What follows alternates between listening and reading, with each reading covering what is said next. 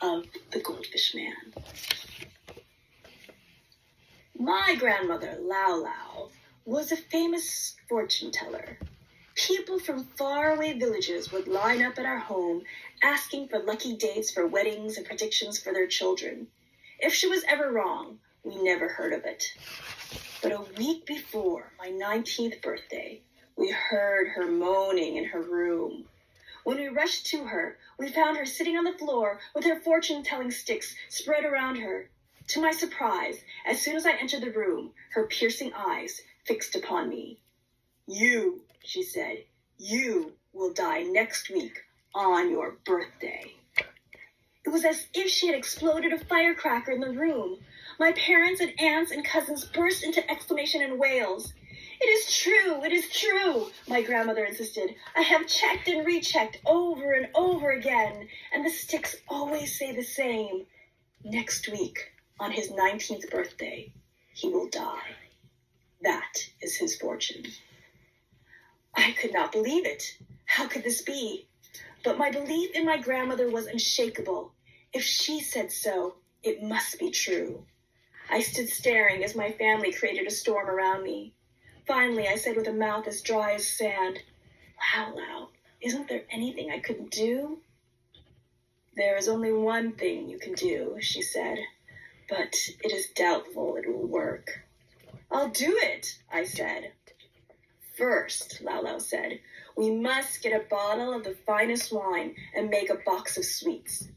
So Lao Lao went to the rich magistrate of the town and persuaded him to give her a bottle of his best wine.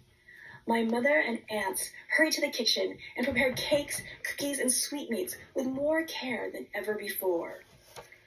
And then Lao Lao went to her room and began to read her fortune sticks. When she came out, she gave me the box of sweets and the bottle of wine and sat me down. "Listen to me carefully," she said. "You must do exactly as I say. Tomorrow morning, you must walk north of the village.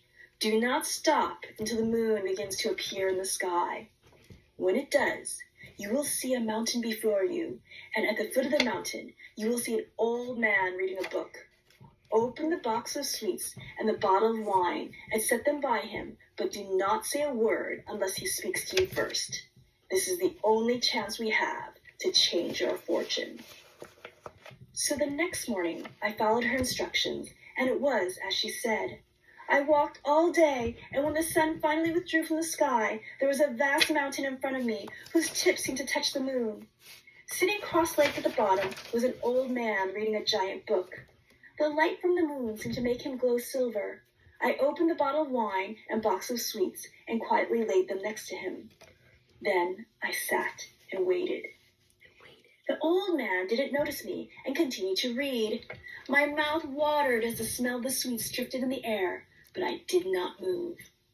And even though the old man was engrossed in his book, he must have smelled them as well, because without lifting his eyes from the page, he began to eat. It was only when the bottle of wine was empty and he was eating the last cake that the old man lifted his head. He seemed surprised to see a half-eaten cake in his hand. "I've been eating someone else's food," he said to himself. He looked up and saw me sitting nearby. "You, boy, was this your food?" "Yes," I said, and I came closer as he beckoned. "Well," he said, "what are you doing here?" I told the old man my story while he rubbed his beard. When I finished, he said nothing, but began to turn the pages in his book. Finally, he nodded. "Yes, it's true," the old man said. "You are to live only 19 years. And he turned the book toward me, and in the moonlight,